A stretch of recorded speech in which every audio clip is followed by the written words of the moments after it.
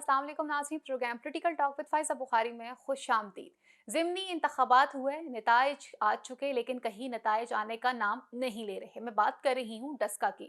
361 जो है polling station थे, 341 के रिजल्ट आए, लेकिन फौरी तौर पर देखा गया रात को 3 बजे अमला गायब हो गया। सुबह 6 बजे तक अमला कहाँ मौजूद था और वो कहाँ चले गए थे? प्रिजाइडिंग ऑफिसर वो गायब थे। डस्का में इस वक्त जो ज़िमनी इंतखाबात हुए हैं उसमें ताखीर नताइज में क्यों हो रही है? पूरा दिन फायरिंग होती रही और साथ ही साथ यह कहा जाता रहा कि हमारे लोगों को महसूर करने की कोशिश की जा रही है। उस्मान डार साहब कह रहे थे हुकूमत का हिस्सा थे, लेकिन बारहा ये कह रहे थे सिस्टम में होने के बावजूद हमारे लोगों को पोलिंग नहीं करने दी जा रही। अपोजिशन का ये कहना है कि जी इस दफा हमारे लोगों ने अपना वोट चोरी नहीं होने दिया। मरियम नवाज साहिबा ये कहती हैं इमरान खान साहब कान खोल के सुन लें, अब लोग जो हैं वो उनसे तंग आ चुके हुए हैं। प्रोग्राम के अंदर इन तमाम चीज़ों पे बात करूंगी, लेकिन उससे पहले मैं चाहूंगी कि हम डस्का इलेक्शन के हवाले से एक रिपोर्ट देखते हैं। उस रिपोर्ट के बाद फिर आगे अपने पैनल की तरफ बढ़ती हूँ।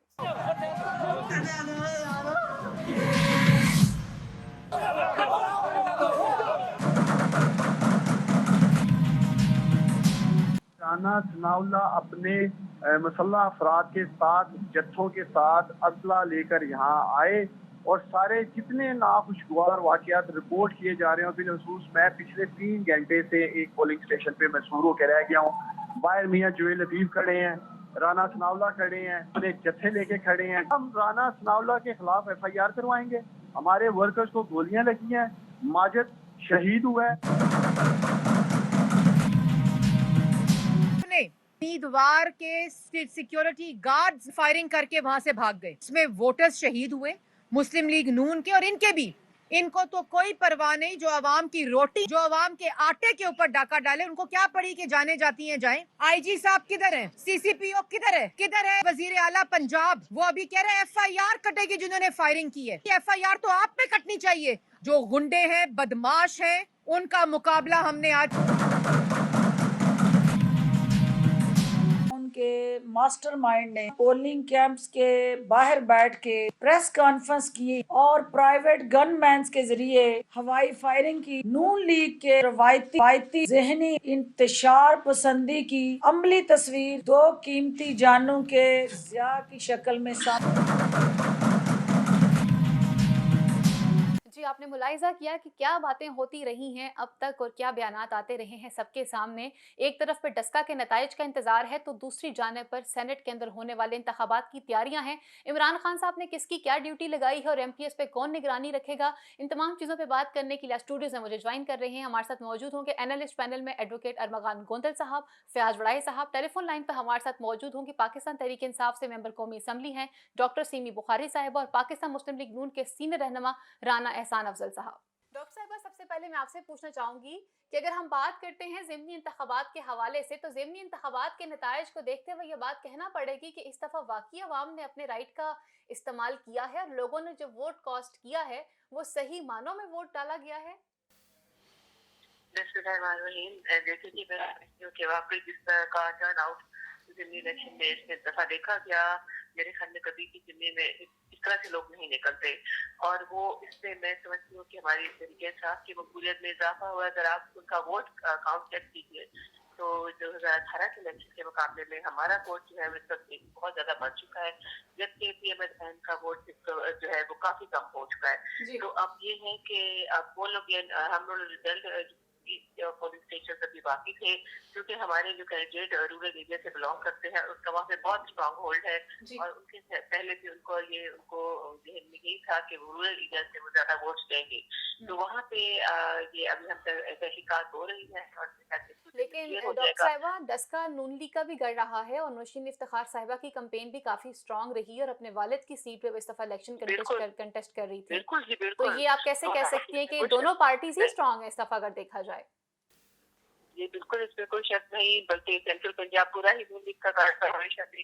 लेकिन आखिर कभी तो ये जो जब वो कोई तो पार्टी परफॉर्म ना कर सके, गवर्नमेंट ना कि वो डिलीवर ना कर सके, तो उसके बाद ज़ाहिर है उसका वोट बैंक ऑटोमेटिकली कम होना शुरू हो जाता है। प्लस हमारे प्राइम मिनिस्टर इमरान खान ने जो अच्छी पॉलिसी लेकर आए हैं, नो डाउट के महंगाई भी हुई, प्रॉब्लम्स भी हो रहे हैं, लेकिन लोग अवाम अब समझ रहे हैं कि कुछ जब आप एक टूटे-फूटे और खराब घर को सही करने लगे, तो थोड़ा टाइम भी लगता है, थोड़ी मुश्किलात भी आती हैं।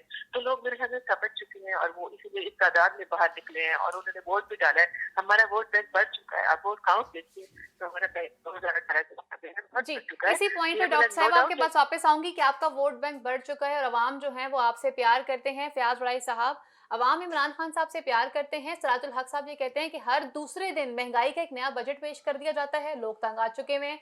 मरियम साहिबा ये कहती हैं डस्का की अवाम ने सही मानों में फैसला किया और अपना वोट चोरी नहीं होने दिया।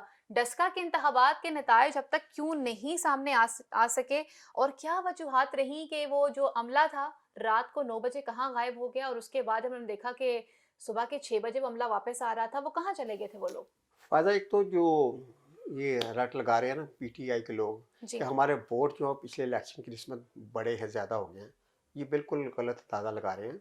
वो इलेक्शन और तरह के थे, अब इलेक्शन और हुए हैं, ठीक है ना।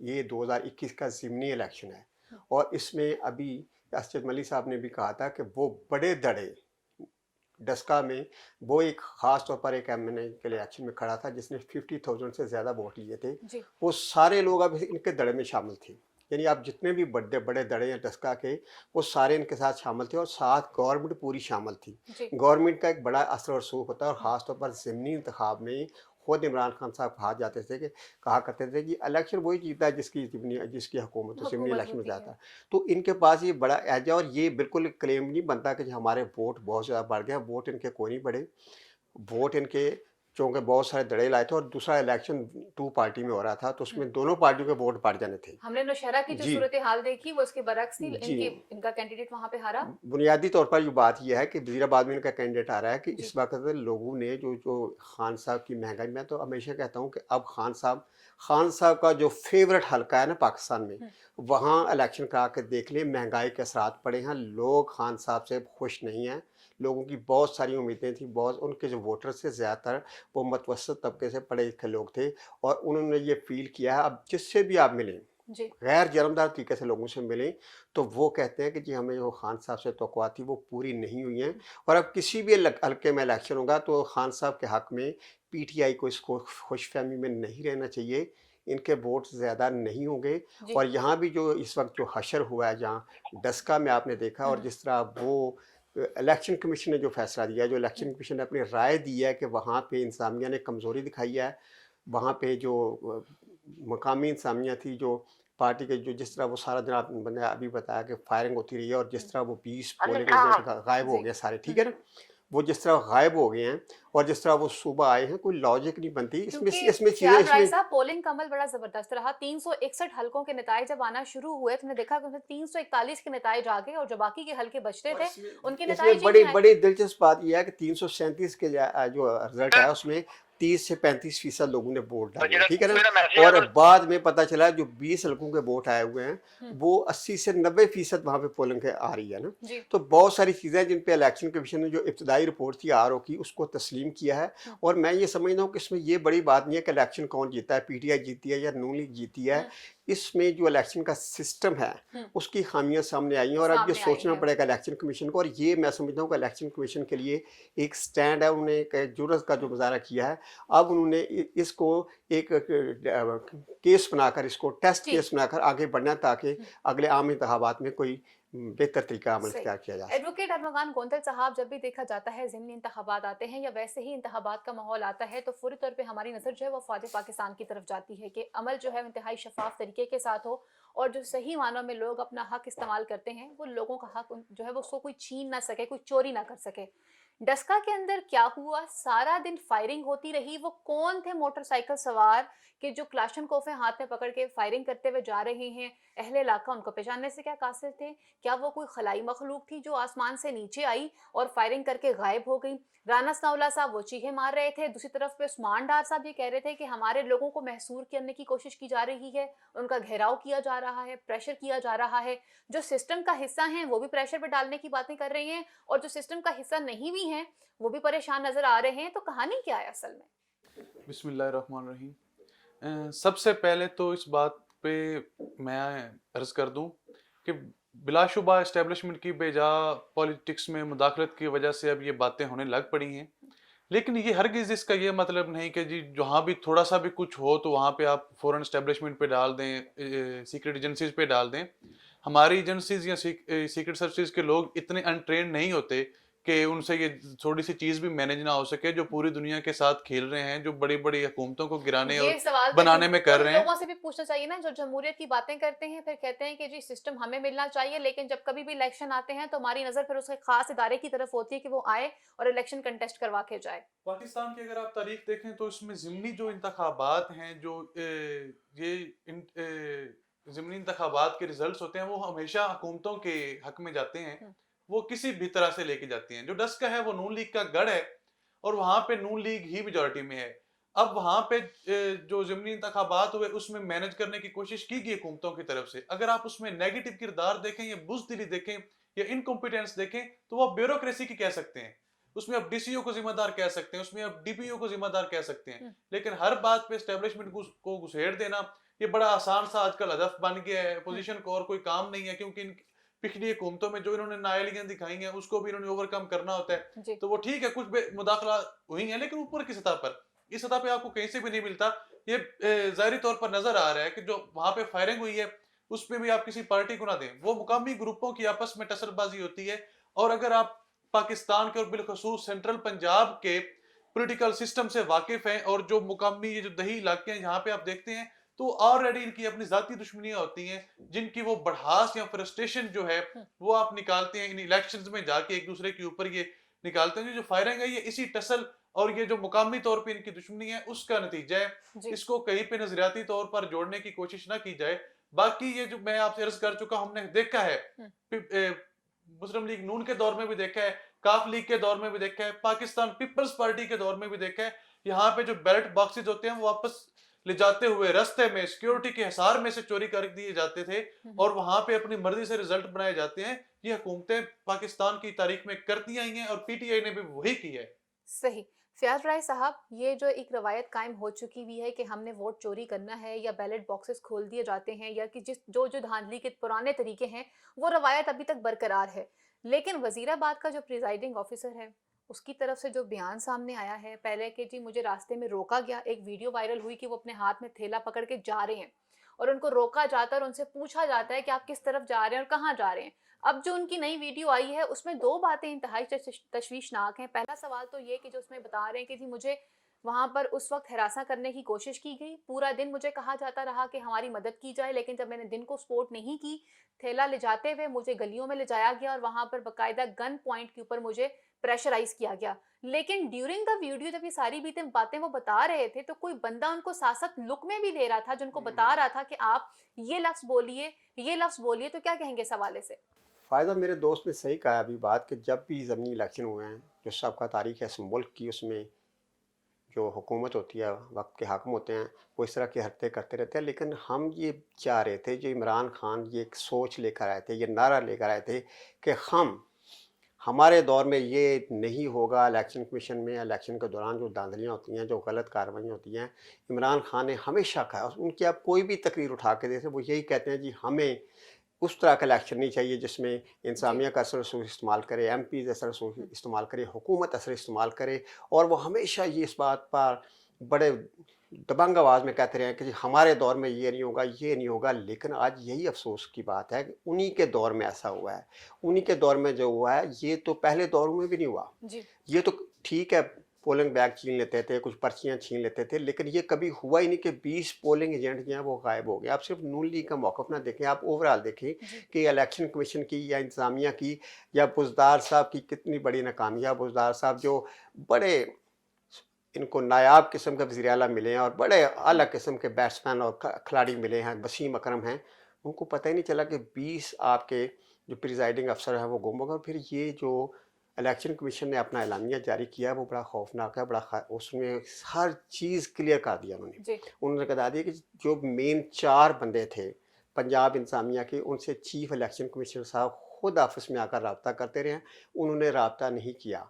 चीफ सेक्रेटरी साहब ने 3 बजे एक फ़ोन सुना, उसके बाद उन्होंने फिर अपने आप को अनअवेलेबल कर दिया है। तो ये जो गवर्नमेंट है, ये पंजाब गवर्नमेंट है और ये इमरान खान की शाहकार गवर्नमेंट है। और खान साहब जो नारा लगाते रहे हैं हमेशा कि इस तरह नहीं होना चाहिए, उनके दौर में हुए। तो आज तो खान साहब का भी टेस्ट केस है कि वो बजाय इसके उन चापलूसी लोगों को जो उनको बता रहे हैं कि हम जीत गए हैं और हमारी फतह ये नून लीग गुंडे थे, आज मैदान में आए और एक रिकॉर्ड बनाइए, एक सीट से ना नून लीग को फर्क पड़ेगा ना पीटीआई को। इसका मतलब लेकिन आप खान इंडोर्स कर साहब रहे हैं फयाज राय साहब, आप अरमगान गोदल साहब की बात को इंडोर्स कर रहे हैं कि इस वक्त पीटीआई ने वो रवायत बरकरार रखी है और जो उनकी तरफ से जितनी भी अब तक जो उनकी ना कार्रवाइयां सिर्फ रही हैं जी ना सिर्फ रवायत बरकरार रखी है बल्कि थोड़ा सा उनसे बढ़ गए हैं।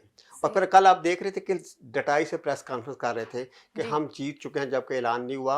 और आप उनके चेहरे देखे, चेहरों से नजर आ रहा था कि नहीं, इनके दिल में कुछ और है, चेहरे कुछ और है। तो आज फराज साहब जोर डाल रहे थे, फवाद चौधरी साहब जोर डाल रहे थे कि भाई हम जीते हुए हैं, हमारा ऐलान क्यों नहीं किया जा रहा, इलेक्शन कमीशन से कहते हैं आए और तो ये खान साहब के लिए एक टेस्ट केस है। अब वो इसको मैदान में आए और ये सीट से शायद उनको कुछ फर्क ना पड़े, लेकिन अगर वो बांग्लादेश कहते हैं आकर मैदान में आकर नहीं, अगर कहीं शक हुआ और ये गलत बात हुआ, ये गलत प्रैक्टिस हुई है, तो इसको सही किया जाए। हम इलेक्शन कमीशन को पूरी अथॉरिटी देते हैं, ये उनके लिए एक बहुत अच्छा मौका है। वो एक जो हारा हुआ इलेक्शन है वो उसको जीत सकते हैं कि हम जो भी फैसला हो हम इलेक्शन कमीशन के साथ हैं। और ये डटाई और वो लोग जो चापलूसी से उनको बता रहे हैं चीज़ें कि हमारे साथ जाती हुई हम सही थे, सारी चीज़ें सही उनकी भी नहीं है और सारी चीज़ें दूसरी पार्टी की भी सही नहीं है। इलेक्शन कमीशन को मौका देना चाहिए और ये उनको एक मौका मिल रहा है। और मैं उम्मीद करता हूँ कि इलेक्शन कमीशन जो मुस्तकबिल में जो कल उन्होंने स्टेप लिया है, तो इलेक्शन कमीशन पे एक लोगों ने पूरी कौम ने, आप देख लें मीडिया पे भी हर बंदा ये बात कर रहा है कि इस वक्त इलेक्शन कमीशन ने एक हौसला दिया है कि नहीं, हम आप खड़े हैं और हम जो भी गलत प्रैक्टिस होगी उसको रोकेंगे। और फौरी तौर पर जो लेकिन फैसला फयाज किया, राय साहब, जो सबसे ज्यादा अलमिया वाली बात थी वो ये थी कि जो खुद सिस्टम का हिस्सा हैं, जिनकी गवर्नमेंट है, वो सारा दिन आके टीवी पे बताते रहे कि जी हमारे लोगों को रोक रहे हैं। देखिए, अगर ये बात मुस्लिम लीग नून की जानिब से की जाती तो चाहे फिर कुछ समझ में आने वाली बात थी, लेकिन जो गवर्नमेंट में कुछ लोग ऐसे मिल गए हैं इनको माशाल्लाह फिरदौस आशवान की शक्ल में, जी जी जो काम तो कुछ नहीं कर रहे। और मैं तो ज़ाती तौर पर जानता हूँ, ये कहेंगे ना इन्होंने किसी से वोट मांगा है, ना इन्होंने किसी बरादरी को कायल किया, ना इन्होंने किसी को बताया कि जी खान साहब बड़े अच्छे काम कर रहे हैं, ना इन्होंने किसी बंदे को ये कायल किया है कि जी महंगाई मसनूइया ठीक हो जाएगी, हुकूमत की पॉलिसी के बारे में नहीं बताया। इन्होंने बस सुबह या शाम को मेकअप किया और आकर स्क्रीन पर बैठ के और वहीं पर बातें शुरू कर। उनको समझते हैं कि स्क्रीन पर बैठ कर बातें करने से, मीडिया से बातें करने से सारे मसाइल हल हो जाते हैं। ग्राउंड पे इन्होंने कोई काम नहीं किया, किसी बंदे से रब्ता नहीं किया, ठीक है, जस्ट पॉइंट स्कोरिंग किया। और वो सब ने कि हम स्क्रीन पे आके किसी को मजाक कर दिया, किसी का नाम बुरी तरह बुला लिया, किसी को कुछ कह दिया, इससे कामयाबी होगी। वो सोबर चीज़ें नहीं है, वो ग्रेस नहीं है। जो तर्जमान है पार्टी के, उन ग्रेस के साथ काम नहीं किया, अपनी गलतियों को नहीं माना, अपनी कोताहियों को नहीं माना। और वो सिर्फ वही, आपने बात सही कह रही है, वो पॉइंट स्कोरिंग कर रहे हैं और खान साहब को खुश करने की कोशिश करें। खान साहब को इनसे होशियार रहना चाहिए। आज खान साहब ने अगर बड़े इलेक्शन की तैयारी करनी है तो इस एक सीट की कुर्बानी देनी होगी और वो फैसला करना होगा जो खान साहब चाहते हैं कि मैं हमेशा। आज खान साहब के लिए ये सबसे बड़ा जो फैसला ये करना है वो खान साहब ने करना है कि उन लोगों की बातों में आना है जो उनको झूठ बता रहे हैं, जो उनको झूठ सच से कायल करने की कोशिश कर रहे हैं, या जो उनका मौक़िफ़ है जिसकी वजह से वो सियासत में आए। वो सियासत में इसी वजह से ऐसे कि यहाँ गलत प्रैक्टिस है, गलत लोग आते हैं और फिर मुल्क की मैशत ख़राब होती है, मुल्क के खारजा पॉलिसी ख़राब होती है, मुल्क जो है वो कमज़ोर होता जाता है। तो अगर उन्हें मुल्क को मजबूत करना है तो इस छोटी सी इलेक्शन को, इस छोटी सी बात को एक बड़े फैसले से और बड़ी सोच में बदल दें तो कौम उनकी भी ममनून रहेगी और इलेक्शन जो आइंदा इलेक्शन होने हैं उसमें भी उनको इसका फ़ायदा होगा। जी सही। अरमगान गोंदल साहब, अगर हम बात करते हैं इमरान खान साहब के मौक़िफ़ के हवाले से, तो फिर जैसे फयाज राय साहब ने इंतहाई डिटेल से बताया कि इमरान खान साहब के पास से कोई टोला मौजूद है जो उनको वो तमाम बातें बता रहा है कि जो उनके फेवर में नहीं जा रही हैं। अगर ज़िमनी इंतखाबात की रेशो को देखा जाए या इस प्रैक्टिस को देखा जाए तो गवर्नमेंट तो फिर मेरे हाथ से नाकाम हो चुकी है। आइंदा आने वाले जो इलेक्शन है इनके लिए तो बड़ा कड़ा टाइम लेकर आएंगे। बदकिस्मती ये है कि जो हमारे यहाँ के अवामी नुमाइंदे होते हैं या जो जमहूरियत का आलाप हर वक्त जमहूरियत जमहूरियत करते रहते हैं, ये अवामी नुमाइंदे होते ही नहीं। अवामी नुमाइंदा ये होता है, कुछ ये सिक्योरिटी स्टेट्स में ये प्रॉब्लम ज़रूर होते हैं कि आप अवाम में इतनी जल्दी घुल मिल नहीं सकते, लेकिन हमारे यहाँ प्रॉब्लम ये है कि जो जितने भी वज़ीर आज़म आए हैं, जितने भी आपके सदर आए हैं, सब आम बंदे की पहुंच से ही दूर होते हैं। आम बंदे के मसाइल का उन्हें ना इदराक होता है, ना उनके गिर्द जो 3-4 हसार बने होते हैं वो हसार उन्हें आम बंदे के मसाइल तक पहुंचने देते हैं। ऐसा ही इमरान खान साहब के साथ हो रहा है, पहली चीज। दूसरी बात यह कि इमरान खान साहब ने जितनी भी बातें की थी, जितनी भी आपके मौजूदा वजीर आजम ने बातें की थी, एक पे भी अमल नहीं किया। जो बड़े बड़े ख्वाब दिखाए गए थे सब के सब रेत की दीवार साबित हुए, और सब के सब अवाम के, बल्कि इससे बेहतर था कि उम्मीद इस हद तक दिलाते ही ना कि आगे जाके अवाम को ज्यादा इस पे दुख होता। इतनी उम्मीदें दिला के फिर जो काम किए गए वो पहली हुकूमतों से भी ज्यादा पीछे थे। ये बात बिल्कुल ठीक है कि ये जो इलेक्शन कमीशन है उसके लिए एक टेस्ट केस है, सबसे बढ़कर ये एक इदारे के लिए टेस्ट केस है। इलेक्शन कमीशन अगर इसमें फेयर तरीके से रिजल्ट देता है, फिर इन्वेस्टिगेशन करता है, तो इसका फायदा ये होगा कि ये एक मजबूत तरीन इदारा बन जाएगा, वो इदारा जिस पे आपका एतमाद बढ़ेगा। और इस इदारे पे अगर एतमाद बढ़ता है, मैं समझता हूँ सबसे इस टाइम जो हसास किस्म का इदारा है वो इलेक्शन कमीशन है। अगर इस इदारे पे अवाम का एतमाद बहाल हो जाता है, अगर अवाम इस इदारे पे एतमाद अपना रखते हैं, तो फिर आपकी जमहूरियत जो है वो ही आगे कामयाबी के सफर की तरफ रवां दवा हो सकती है, वरना नहीं। डॉक्टर सिमी साहिबा, आपने मेरे दोनों एनालिस्ट की गुफ्तगू बगौर सुनी। हम बात करते हैं अगर सिस्टम की शफाफियत के हवाले से, तो नौशहरा के अंदर आपको वहाँ पे शिकस्त का सामना करना पड़ा। डस्का के ऊपर क्यों डट चुके हुए हैं, और बार बार आपके वुज़रा की जानिब से कहा जाता है, शिबली फराज साहब हों या फवाद चौधरी साहब हों, आएँ और ऐलान करें हमारी कैंडिडेट की जीत हो चुकी भी है। और इसके साथ साथ आप क्या समझती हैं कि मौजूदा नताइज को देखते हुए कि आइंदा इमरान खान साहब जो हैं इलेक्शन के लिए कितने तैयार हैं, और वो टोला जो इमरान खान साहब को सब अच्छा है की रिपोर्ट दे रहे हैं, क्या खान साहब जो हैं वो उन्हीं की आंखों का इस्तेमाल कर रहे हैं या अपने भी कानों का और आंखों का इस्तेमाल करते हैं? देखिए जी, ऐसी कोई बात नहीं, कोई इमरान खान की होगा। ये मैंने जिससे आपको पहले कहा, हम और तो हमारे और हमने शिकस्त तस्लीम की जहाँ पे हमारे, मैं ये भी कहना चाहूंगी कि हमारे ओपोनेंट जहाँ पे जीतते हैं वहाँ तो कहते हैं कि फेयर इलेक्शन हुआ, और जहाँ पे हारते हैं वहाँ पे कहते थे कि धांधली हुई। उनकी हुकूमत किसने चलाई, वो सब तहकीकात हो रही है और वो सब सामने आ चुका है कि किस तरह से धांधली की कोशिश की गई, जबकि अभी भी 20 पोलिंग स्टेशन के रिजल्ट में डिस्पैरिटी है। अच्छा, वो अमला कहाँ गया था डॉक्टर साहिबा? वो रात को अमला कहाँ गायब हो गया था? वो अमला रात को गायब हुआ और सुबह 6 बजे वो सामने आ गया, वो अमला कहाँ चला गया था? हमें उसकी तहकीकात हो रही है, ये कहाँ गायब हुए, किसने कराए, और उसके सारे रिजल्ट सब तहकीकात जल्दी 1-2 दिन में क्लियर हो जाएगा। इशू जो भी चले हुआ था, और आपको महंगी पारा ये बताना चाह रही हूँ कि हमारा वोट बैंक बढ़ गया है पंजाब में, और जो नौशहरा है उसमें आपको ये लगता है कि आपने आवाम के लिए जिस तरह से महंगाई का एक बॉम्ब तैयार करके रखा है और आए दिन उसमें इजाफा होता चला जा रहा है, क्या आवाम आपको वोट देगी? जबकि मैंने लोकल सर्वे जो डस्का का किया था डॉक्टर साहिबा, मैं इस वक्त जो है ना वो गैर जानिबदाराना आपको राय बता रही हूँ कि लोग आप लोगों से शदीद नाराज थे। एक आम आदमी आपसे बिल्कुल भी खुश नहीं था, और एक आम आदमी का ये कहना था कि जो 2 वक्त की रोटी हमारे पास कभी मुयस्सर हुआ करती थी, आज वो भी इमरान खान साहब ने हमारी पहुंच से दूर कर दी है। जी बिल्कुल, इसका हमें बहुत एहसास है, और हमने बारहा कोरोना की वजह से पूरी दुनिया में तनाव हो रही है, तो हमने उससे भी एहसास प्रोग्राम के थ्रू भूखे सोने से नहीं रहने दिया, उनको हमने हेल्प करने की कोशिश की। अब आज जाके देखिए, मैं तो मार्केट में जगह लगा के आई हूँ जी। अगर आप ये समझते हैं कि कोरोना की वजह से ये सब कुछ हुआ है, तो आपके पास कोई प्लान है? आप लोगों ने इसे कैसे कवर अप करना है? IMF से तो कर्जे लिए जा रहे हैं। देखिए, कर्जे जो वो हमें IMF से मजबूरन IMF से भी हमें कर्जे लेना पड़ा है, बेल आउट पैकेजेस लेने पड़े हैं, हमने ये सोच उतारने, वरना मुल्क डिफॉल्ट होने जा रहा है। हम इन सब बातों को समझ रहे हैं। सब स्टॉक एक्सचेंज हमारा ऊपर जा रहे हैं, हमारे इकोनॉमिक हो रहे हैं, हम आवाम को समझा रहे हैं कि चंद मुश्किल होती है, महंगाई से भी हम काबू पा लेंगे। हमारे एग्रीमेंट गए थे, उसको भी हमें 36 तक रिफाइन करके गए हुए हैं। हम बारहा आपको बता रहे हैं, हम उनके साथ का एहसास है, इंशाल्लाह ताला महंगाई पे काबू पाएंगे। मेरे ख्याल से आवाम अब बात को समझ चुके हैं कि प्राइम मिनिस्टर जितना ऑनेस्ट है और दिल से कुछ काम कर रहा है मुल्क के लिए। मेरा नहीं ख्याल, लेकिन डॉक्टर साहिबा, इमरान खान साहब के खाली ऑनेस्ट होने से तो कुछ नहीं होगा ना, एक आम आदमी को तो रिलीफ मिला ही नहीं है। इमरान खान साहब के माजरत के साथ एक ऑनेस्ट होने से तो कुछ भी नहीं होगा ना। लोग तो ये कहते हैं कि अगर वो खाता था तो वो लगाता भी तो था। इमरान खान तो कुछ भी नहीं करता, बल्कि बजाय इसके कि वो हमें रिलीफ पहुंचाएं, वो 1 करोड़ की नौकरियां, वो कहाँ चली गई? 1 करोड़ नौकरियां गायब हो चुकी, वो 50 लाख घर गायब हो चुके। अभी तक तो कुछ भी नहीं हुआ लोगों के लिए। देखिए मैं बता रही हूँ, ऐसे से ये टिकट टीके का टैक्स इसका आएगा कि टाइम लगेगा। बार बता रहे हैं कि का यही तो फायदा है कि कहीं से कोई जीरो टॉलरेंस है करप्शन, मनी लॉन्ड्रिंग, पैसा जो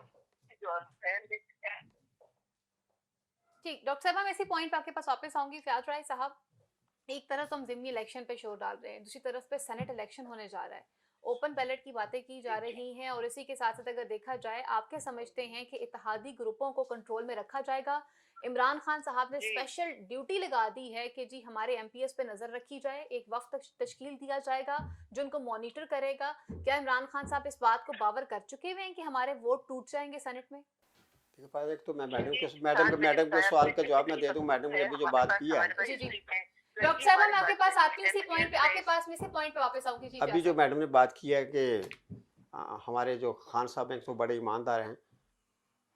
एक्चुअली बात यह है कि जो नून लीग है उसकी ये खुशकिस्मती है कि उनकी परफॉर्मेंस की वजह से लोग उनको वोट नहीं दे रहे। उनपे उनकी खामियां अपनी जगह, अवाम अब भी उनकी खामी मानते हैं, लेकिन खान साहब ने माशाल्लाह जितना अच्छा काम किया है, पीटीआई जिस तरह अवाम की तवक्कुआत पर उतर रही है, ये खुद ही सारी जो है ना, उनको नून लीग को सारी वो फैसिलिटीज मिल रही है, जो उनको क्रेडिट मिल रहा है। ये इनकी कोई बहादुरी नहीं है, नून लीग की भी, ठीक है ना, ये पीटीआई की खुद ही बड़ी मोहब्बत है उनसे। और मैं समझता हूँ कि ये पीटीआई नून लीग से मोहब्बत करती है, जिस तरह के काम कर रही है ना, लोगों को खुद बहुत पीटीआई उनके कैंप में धकेल रही है। और ये मैडम अभी थी बात कर रही थी, ये जहाँ भी इलेक्शन होगा, जब भी इलेक्शन होगा, आपको नज़र आएगा कि आपके साथ अवाम कितने खुश हैं। आप इस ख्वाब ख्याली से बिल्कुल निकल जाएं। माशाल्लाह आपके ईमानदार लीडर हैं। मैं समझता हूँ कि एक लीडर की ईमानदारी ये है, देखिए हर बंदा कह रहा है खान, ईमानदारी की बहुत सारी, मेरे दोस्त इत्तेफाक करेंगे, ईमानदारी की भी बहुत सारी किस्में हैं। किसी नाहल बंदे को ऐसी जगह पे लगा देना जो आप आवाम की खिदमत करें, आप हुकूमत करें और वो अहल ना हो, ये भी ईमानदारी के खिलाफ है। ईमानदारी का तकाजा है कि किसी अहल बंदे को, हम तो छोटी सी, हम तो छोटी सी पोस्ट के लिए भी इतनी कहते हैं खान साहब की तलाश करके और बंदा देख कर लगाएं, तो इतनी अहम पोस्ट के लिए उनका नहीं ये चला सकता है। मतलब खान साहब खुद खिलाड़ी हैं, एक बंदे को बैटिंग भी ना आए, बॉलिंग भी ना आए, फील्डिंग भी ना आए, और आप कहेंगे ये खिलाड़ी है, ये खेलेगा, वो कभी भी नहीं खेल सकता। नहीं, आप फिर भी इसरार करें वो खेलेगा, ठीक है, वो ग्राउंड में तो खड़ा रहेगा, और फिर उसके बाद जब नतीजे का ऐलान होगा तो फिर आपको पता चल जाएगा आवाम क्या नतीजा करेंगे। और दूसरा आपने कहा कि खान साहब जब वो अब सब लोगों ने ड्यूटी लगा दी है, वो भी वही बात है, हमारे एमपीएस पर नजर रखी जाए। खान साहब को ये सोचना चाहिए कि उन्होंने किया क्या है। अब उनके जो एमपीएस हैं, उनके एमएनएस हैं, यकीन माने कि वो खुद शर्मिंदा है। वो पार्टी की हद तक तो ठीक है, उनका साथ देंगे, लेकिन वो जब लोगों के पास जाते हैं, अपने हलकों में जाते हैं, आम लोगों से अपने हल्का अहबाब से मिलते हैं, तो वो आंखें चुराते हैं। क्योंकि हकीकत ये है, इसमें के पीटीआई ने बिल्कुल डिलीवर नहीं किया किसी भी जगह पर। कहती है मैडम कि कोरोना आ गया, तो कोरोना की वजह से हमें मुश्किलात का सामना पड़ा है। भाई कोरोना ने आपको रोका है कि आप हॉस्पिटल्स की हालत ठीक ना करें। कोरोना ने कहा कि आपकी जो सड़कें हैं खराब, उनको आप दुरुस्त ना करें। कोरोना ने कहा कि आपको अपने एजुकेशन सिस्टम को ना ठीक करें। और वो लोग जो थाना कल्चर है, कोरोना ने कहा कि आप अपनी पुलिस को ठीक ना करें। कम से कम वो काम तो पीटीआई करती जिसमें पैसे नहीं लगते, जिसमें कोरोना की वैक्सीन का या कोरोना के खतरात नहीं है, वो उस पर तो हमने नहीं रोका था। एक्चुअली लोगों ने खान साहब पे बहुत एतमाद किया था, और आपने सही कहा कि बहुत ज़्यादा उम्मीद दिला दी थी, और उस उम्मीद का बिल्कुल कुछ परसेंट भी खान साहब उस पर डिलीवर नहीं कर सके। खान साहब अपनी सोच और अपने मिजाज के आदमी हैं, वो गरीब आदमी को, आम आदमी को उस तरह नहीं देखते, उतनी डेप्थ नहीं है इस तरह लोगों को देखने की कि इनके मसाइल क्या हैं, क्योंकि उन्होंने ज़िंदगी बड़ी रायल गुजारी है। वो ऊपर की चीज़ों को देखते हैं, प्रैक्टिस नहीं है। वो आम बंदे के पास बैठे नहीं, उन्हें पता ही नहीं कि आम लोगों के मसाइल क्या होते हैं। वो कहते ठीक है हम ये कर रहे हैं, वो जैसे वो कह रहे हैं एहसास प्रोग्राम को पूरी दुनिया बता रहे हैं। आपको तो मुल्क में बंदा रो रहा है, कौन सा एहसास प्रोग्राम आपको लेकर? एहसास प्रोग्राम के जरिए कितने लोगों की मदद कर सकेंगे, या कितने लोगों को उस तक पहुंचाएंगे? पूरा पाकिस्तान तो आप उससे फीड अप नहीं कर सकते ना। एहसास प्रोग्राम तो बेसिकली ज़कात है ना, ज़कात से आप कितना लोगों को एस्टैब्लिश करते हैं। कौमें ज़कातों पे नहीं चलती, ठीक है ना। इसके लिए आपको उनको फुट स्टेप्स को मजबूत करना होगा। तो उनको जैसे आपने कहा था आप नौकरियाँ देंगे, आप घर देंगे, वो तो सारा कुछ भी नहीं हुआ। लोग सारे उसी तरह फिर रहे हैं। आप लोगों को ज़कात देकर, वो भी चंद लोगों को ज़कात देकर कह रहे हैं, और मैं देखता हूँ कि ये जाते हैं, जब फंक्शन करते हैं, बैठते हैं, और हमेशा से ऐसे होता है कि बिल्कुल जैली गरीब खवातीन को बिठा लेते हैं, गरीब लोगों को बिठा सही। लेते हैं, उनके इंटरव्यू निश्चित करते हैं, और वही जब बड़े-बड़े उठ उनके कर जाते हैं, सफ़ात वो जरिए बेचारे साहब भाई साहब। वो बेचारे रोते हैं कि सर वो कल डीसीओ साहब आए थे, कल इंतजामिया के लोग आए थे, उन्होंने कहा ऐसे बोलना, हमें तो कुछ भी नहीं मिला। सही। वही बंदा जो खान साहब के सामने बैठकर उनकी तारीफ कर रहे होते हैं, एक आधे घंटे बाद उनसे बंदों से मिलकर देख लें, सारी सूरत ठीक वाज़ेह हो हो गया। गई। अरमागान गोंदल साहब, ओपन बैलेट्स की बातें की जा रही हैं, सेनेट में इंतखाबात होने चाहिए, हॉर्स ट्रेडिंग नहीं होने देंगे। टेलीफोनिक राब्ता भी हुआ वज़ीर-ए-आज़म इमरान खान साहब का बाबर अवान साहब के साथ, जिसमें बाबर अवान साहब ने उन्हें बताया कि क्या सूरत-ए-हाल और क्या कंडीशन है और हमें इस पे किस तरह से काबू पाना चाहिए। वो साथ-साथ ये भी कहते हैं कि अगर इस वक़्त धांधली हो जाती है तो ये जमहूरियत के नाम पर धब्बा है। ये सारे धब्बे कैसे खत्म किए जाएँगे? एक तरफ पे तो वो कह रहे हैं कि जो लियाकत खट्टर की सीट चली गई, उसके बाद अब हमारे एमपीएस पे नज़र रखें और देखें कि वो कहीं और किसी और की तरफ न चले जाएँ। सराजुल हक साहब ने इसका मतलब है फिर दुरुस्त फरमाया कि इमरान खान साहब के वोट टूट सकते हैं। इत्तेहादी ऑलरेडी इनसे नाराज़ हैं। देखिए, मैं ज़ाती तौर पर समझता हूँ कि ओपन बैल्टिंग होनी चाहिए, लेकिन पॉसिबल नहीं है। उसकी वजह कि आपका आइन का आर्टिकल 59 जो सेनेट के इंतखाबात का जिसमें ज़िक्र है, वो सीक्रेट बैल्टिंग की बात करता है। उसके लिए फिर आपको पहले आइन में तरमीम करनी पड़ेगी, फिर सारा तरीक़ेकार बदलना पड़ेगा। वो जी। एक लंबा प्रोसीजर है जिसमें जो कम से कम इस इलेक्शन में नामुमकिन है। खान साहब जब अपोजिशन में थे और जब हवा इनकी तरफ आ रही थी, जब हवाओं के रुख इनकी तरफ थे, तब तक इन्हें ये बेल्टिंग का तरीक़ेकार मंजूर था। जी। जब सलीम मांडीवाला साहब और सादक संजरानी साहब बन रहे थे, तब ये तरीक़ेकार ठीक था। अब जब उन्होंने हवाओं का रुख ज़रा बदलते देखा है और देखा है कि हमारे लोग कहीं और जाते हुए उन्हें नज़र आ रहे हैं, तब ये ओपन बैल्टिंग की बात की गई है। मैं ज़ाती तौर पे समझता हूँ ये तरीक़ेकार ठीक है, लेकिन अगर कानूनी तौर पर देखें तो इसमें बहुत सी नहीं, पेचीदगियाँ हैं मतलब ये कि और इमरान खान इसमें ये साहब ने टाइम टेकिंग है। अपने लोगों के ऊपर चेक एंड बैलेंस रखने के लिए ओपन बैलेट की बात की है।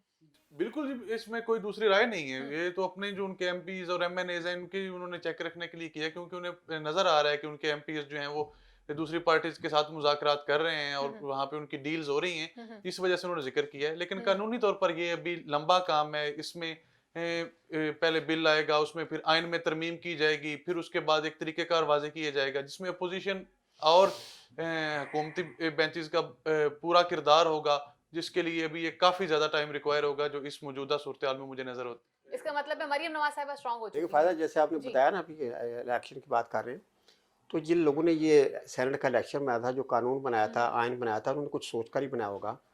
बुनियादी तौर पर जो इलेक्शन होता है वो यही होता है कि कोई भी बंदा अपने ज़मीर के मुताबिक आज़ादाना तौर से, बगैर किसी प्रेशर पे, और एक ऐसी जगह पे खड़ा होकर जहाँ उसको बिल्कुल क्लैरिटी हो कि कोई इसको देख नहीं रहा, वो अपनी राय का इजहार करे। इलेक्शन तो बुनियादी तौर पर यही होता है ना। फिर आप आम इंतखाबात में भी कह दें कि सामने खड़े होकर वोट दें।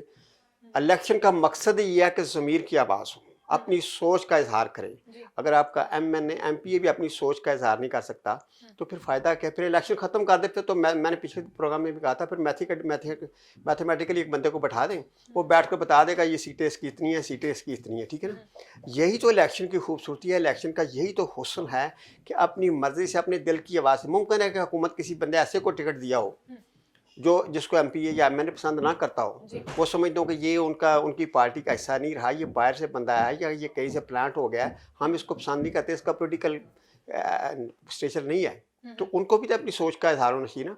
तो बुनियादी तौर पर यह है कि पार्टियां अगर एमपी एमएनए को इत्तेमाद में लेकर बंदों को नामजद करें और फिर उनको ये फिक्र ना हो कि भाई उनके खिलाफ वोट जाएगा, ठीक है ना।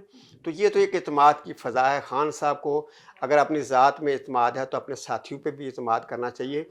और मैं समझता हूँ कि सबसे बड़ा एतमाद लीडर का ये होता है कि लीडर ने किया क्या है। जी। अगर लीडर ने किया और उसकी अखलाकी पोजीशन उसे है डिलीवर तो किया जी हुआ है, डिलीवर तो किया है, कोई तो भी उसको कोई परेशान ख़तरा नहीं। सही। अगर खान साहब को ये पता है कि उन्होंने डिलीवर किया है, आम आदमी को उनकी हुकूमत से फ़ायदा पहुँचा है, सरकारी मुलाजिम को उनकी हुकूमत से फ़ायदा पहुँचा है, इदारे मजबूत हुए हैं। अगर खान साहब ने इदारे मजबूत किए हैं, लोगों की फलाह बहबूद के लिए काम किया है, तो खान साहब को कोई डरना नहीं है। खान साहब की अगर अखलाकी पोजीशन कमज़ोर है और वो समझते हैं कि उन्होंने लोगों के कुछ नहीं किया, एमपी एमएनए से भी उनसे नाला हैं, तो फिर यकीनन वो इन पर नज़र रखे या ना रखे, अगर उन्होंने किया कुछ नहीं तो इनको बेशक दिन के रोशनी में या रात के अंधेरे में जो भी इन पे कड़ी नज़र रख लें, फिर ये अपनी मर्जी करेंगे। खान साहब को लीडर बनना चाहिए था। कौम एक्चुअली अभी कौम तक को तो लीडर बने नहीं पाए ना, अभी फायदा तक तो वो कौम सिर्फ को एक एक्चुअली पार्टी के रहनुमा है। वज़ीर आज़म तो 17 साल में बहुत बने। सही। कौम ने खान साहब को वज़ीर आज़म के लिए मुंतखब किया। कौम का ख्याल था कि हमें एक ऐसा लीडर मिल रहा है जो हमारे मुस्तकबिल को रोशन कर देगा। वो तो कौम उसको एज ए लीडर देख रही है। खान साहब लीडर बनने की कोशिश नहीं कर रहे। जी। एक्चुअली वो भी आकर वज़ीर आज़म बन गए और उसी तरह वज़ीर आला बना दिया। और उसी सही। तरह अब उनको अच्छा लगता है कि धूप में बैठकर मीटिंग्स करना, मज़े लेना। सुबह प्राइम मिनिस्टर सही, हाउस ठीक में है। पाकिस्तान मुस्लिम लीग नून से हमारे साथ मौजूद है राना एहसान अफजल साहब, सीनियर रहनुमा है। अस्सलाम वालेकुम सर। वालेकुम सलाम जी। सर, कल की क्या सूरत हाल रही? कल से जो है वो बातें चल रही हैं, आप लोग कह रहे हैं हमारा कैंडिडेट जीता हुआ, डस्का में ऐलान कर दिया जाए। इमरान खान साहब के लोग कह रहे हैं कि जी हमारा कैंडिडेट जीता हुआ, ऐलान किया जाए। डस्का में हुआ क्या है? कौन थे वो लोग जो फायरिंग करते रहे हैं? वो थैले लेके गायब हो गए, वो अमला कहाँ चला गया? ये बड़ा सिंपल सा मामला है। जी जी। जो 20 पोलिंग स्टेशन हैं हम्म, जिनका रिजल्ट गायब हो गया, जिनका पोलिंग स्टाफ जो है किडनैप हो गया, उनका जो ये रिजल्ट बता रहे हैं वो तो 90% पोलिंग भी उधर हुई हुई है, 80% पोलिंग भी हुई हुई है, जो कि पाकिस्तान की तारीख में शायद इन्होंने रिकॉर्ड कायम किया है कि 90% जो है वो लोग वोट डालने आ गए। जी। तो ऐसे होता नहीं है, ये रंगे हाथों पकड़े गए हैं। और ये मैं समझता हूं कि इनकी नाअहली, इनकी नाकामी और अब इनकी बुखलाहट जो है वो कौम के सामने आया हो गई है कि ये कितने बड़े बेईमान हैं और कितने बड़े ये चीटर हैं। जी। और ये इल्जामात ऑपोजिशन को देते हैं। मुझे आपसे मैं सवाल करता हूं कि 90% पोलिंग कैसे हो सकती है, 80% पोलिंग कैसे हो सकती है? जी। फिर इलेक्शन कमीशन की जो रिपोर्ट आई वो एक चार्जशीट है पूरी पीटीआई के लिए, इनकी इंतजामिया के लिए, उस्मान बुज़दार के लिए, कि किस तरीके से रियासती गुंडागर्दी की गई। आईजी गायब, फिर आपका जो चीफ सेक्रेटरी है वो गायब, और फिर ये 6 बजे सुबह जो है ये कहते हैं धुंध की वजह से हम नहीं आ सके, और इनके फोन भी धुंध की वजह से नहीं चल रहे थे। तो ये बहुत बड़ा, ये कौम ने ये पूरा ड्रामा और तमाशा देखा है। राना साहब, आपके बारे में भी कहा जाता है कि जी पाकिस्तान मुस्लिम लीग नून ने अपना सियासी असर रसूख वहां पे कुछ इस्तेमाल किया है, क्योंकि कुछ लोग थे जो बाइक्स के ऊपर राइफल्स जो है वो चला रहे थे, फायरिंग कर रहे थे, और इस नतीजे में देखा कि आपका भी एक बंदा मारा गया, पाकिस्तान तहरीक इंसाफ का भी बड़ा बंदा मारा लॉजिकल गया। जवाब है। अगर हमने तो दरखास्त दी कि पोलिंग टाइम को बढ़ाएं, 5 बजे पोलिंग ना बंद करें, इसको घंटा बढ़ाएं, 2 घंटे बढ़ाएं। मरियम औरत देव और डॉक्टर तारिक फजल चौधरी ने दरखास्त दी इसकी। अगर हम चाह रहे थे कि पोलिंग का टाइम बढ़े तो फायरिंग करके, लड़ाई करके हमें नुकसान था या फायदा था? हमारा तो मौकफ जो है वो तो पोलिंग टाइम को हम बढ़ाना, ये तो हुकूमत की लाएअमल था कि पोलिंग को सुस्त किया जाए, पोलिंग टाइम को कम किया जाए, यहाँ फायरिंग की जाए ताकि पोलिंग रुक जाए, यहाँ लड़ाई हो ताकि पोलिंग रुक जाए। तो आप क्या समझते हैं कि ये वाला काम करने के बाद मौजूदा गवर्नमेंट जो है इस तरह के हथकंडे इस्तेमाल करने के बाद क्या सेनेट में अपनी सीटों को बचा पाएंगे, या अब आप लोगों की पोजीशन जो है वो मजीद स्ट्रांग हो चुकी हुई है? क्या कहेंगे इस हवाले से? जी राना साहब, आपको मेरी आवाज आ रही है? जी फयाज राय साहब, यही सवाल मैं आपसे पूछना चाहूंगी। मैं राना साहब से पूछ रही थी कि अगर इस तरह से एक चीज ओपनली सबके सामने आ जाती है तो हाउस के अंदर अपनी पोजीशन को बचाना और उसको बरकरार रखना कितना टफ हो जाएगा इमरान खान साहब के लिए। और एमक्यूएम की अगर बात की जाती है, एमक्यूएम अभी तक इनसे जो है नाराज, इनका इत्तेहादी ग्रुप था, लेकिन अभी तक वो इनके साथ इनकी सफ में शामिल नहीं हुआ। वही तो बात हम जो कर रहे हैं कि खान साहब ने जो अपने इत्तेहादी थे उनसे जो वादे किए, जो बातें की, वो भी पूरी नहीं की। पीएमएल काफ को ले लें, एमक्यूएम को ले लें, जो भी पार्टियां थी जिनको साथ लेकर, देखें जो लीडर होता है वो अपने इत्तेहादियों को भी उसी तरह लेकर चलता है जैसे अपनी पार्टी को साथ ले चलता है। मसला तो इस वक्त यह है कि खान साहब अपनी पार्टी से भी मुतमईन नहीं है, उनसे भी खौफजदा हैं कि वो उनका साथ देते हैं कि नहीं देते।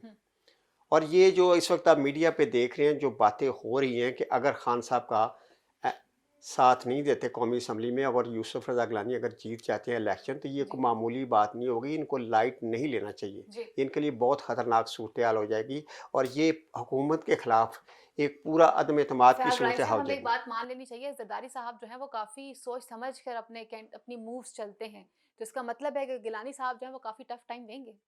देखिए जरदारी साहब के बारे में आप कुछ भी किया, लेकिन जरदारी साहब की ये बात किस्मती रही है कि उनके खिलाफ मीडिया पे हमेशा बड़ा प्रोपेगेंडा किया गया है कि वो ये कर रहे हैं, 10% कहते हैं, कभी कुछ कहते हैं। लेकिन जरदारी सोचने वाला बंदा है, मतलब आप माजी मानेंगे को कि भी एक ये रखता जरदारी सब पे है भारी, जी, मानेंगे सोचने इस वाला बात को आप? बंदा है और मुस्तकबिल को देखता है। जरदारी साहब को आप देखें, जरदारी साहब की तकरीर सुनने, बातें करते हैं, मैच्योर अंदाज में बातें करते हैं। जरदारी और थिंका बनता है। देखिए सियासत में सिर्फ आ जाना, जीत जाना, वज़ीर-ए-आज़म बन जाना और बात है, लीडर होना और बात है। जी। मैं समझता हूँ कि मियां नवाज शरीफ में बेशुमार गलतियाँ होंगी, बहुत सारी कोताहियाँ होंगी, बहुत सारी कमी होंगी, लेकिन अब जहाँ पे वो आए थे वो एक लीडर के तौर पर मैदान में आ रहे थे, ठीक है ना। सही। तो इस मुल्क में जब थोड़ा सा इंसान संभल कर चीज़ों का है तो उसको थोड़ी सी डिफ़िकल्टीज़ भी होती हैं। तो दूसरा ये है कि पीपल्स पार्टी का भी देखे रात को पता फिर जीत गया सिंध में और बड़े मार्जिन से जीता है। ये भी एक खौफनाक सूरत हाल है जो मौजूदा हुकूमत है कि जो ज़िमनी इलेक्शन में जिस तरह अच्छा, इलेक्शन ये आ रहे हैं। बातें फिर कितनी सदाकत पर मबनी है कि गिलानी साहब से कोई राब्ते हो रहे हैं जहांगीर तरीन साहब के, ये दुरुस्त है? गिलानी साहब सारे हथकंडे इस्तेमाल करेंगे। देखिए जरदारी साहब वही ना, आपने अभी कहा है कि जरदारी साहब सारे हथकंडे इस्तेमाल करेंगे। और गिलानी साहब का भी मैं आपको बताऊं कि गिलानी साहब बड़े वज़ादार आदमी हैं। गिलानी साहब ने अपने दौरे हुकूमत में लोगों पे एहसान भी किए हैं, लोगों को रिलीफ दिया है। ठीक हो उनके गया। अपने ज़ाती तलकात में थे, इस हवाले से जो उनकी ज़ात है ना उम्मीदवार की हैसियत से इस वक्त सेनेट के इलेक्शन में, वो भी मजबूत है, जी। वो भी एक थ्रेट है। और लोग सही। उनसे ज़ाती तलकात वाले भी हैं जो MN हैं। ठीक। तो इसलिए कुछ भी हो सकता है। खान साहब डरे तो हो गए, लेकिन अल्लाह करे ठीक तो हो गया। लास्ट में अरमगान गोंदल साहब आपसे पूछना चाहूंगी, गिलानी साहब से मुलाकातें हो रही हैं, नहीं हो रही हैं, आप क्या समझते हैं? जहांगीर तरीन साहब जो है पार्टी में एक अपना अहम किरदार रखते हैं और उन्होंने बयान दिया है कि मैं कल भी तहरीक इंसाफ के साथ था और आज भी तहरीक इंसाफ के साथ हूं, लेकिन उन्होंने तरदीद की है कि जी मेरा गिलानी साहब से कोई राब्ता नहीं हुआ। लेकिन जहांगीर तरीन साहब की जो वजह सिफ्त है वो यही है कि वो उड़ते हुए कैंडिडेट्स उठा के ले आते हैं, बाहर से लोगों को इकट्ठा करके पार्टी में शामिल कर लेते हैं। तो क्या कहेंगे इमरान खान साहब के लिए वो इस वक्त कितना मावन साबित होंगे? क्या कहेंगे इस हवाले से?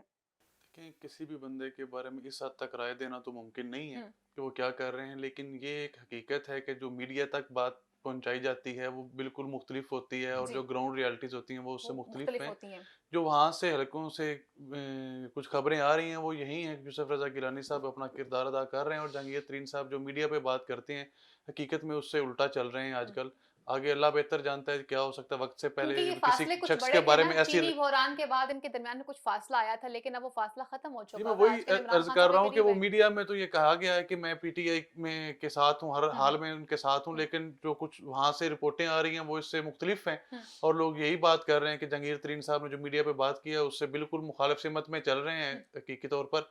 अब आगे उससे किसी बंदे के बारे में हतमी राय इस तरह के टॉपिक में और इस तरह के मौके पे देना कबल इस वक्त होगा। एक्चुअली सियासत में तो कहानियां होती है ना, बाहर कुछ जी। और नजर आता बाहर है लेकिन बिल्कुल। और अंडरग्राउंड अंदर पे कुछ कुछ और और हो रहा होता होता है। है। प्रोग्राम का वक्त भी यहीं पर खत्म हुआ चलता है। मेरे मौजूद पैनल का बहुत बहुत शुक्रिया। अगले प्रोग्राम तक के लिए अपनी मेजन फाइजा बुखारी को इजाजत दीजिए। अल्लाह ने के बान, पाकिस्तान जिंदाबाद।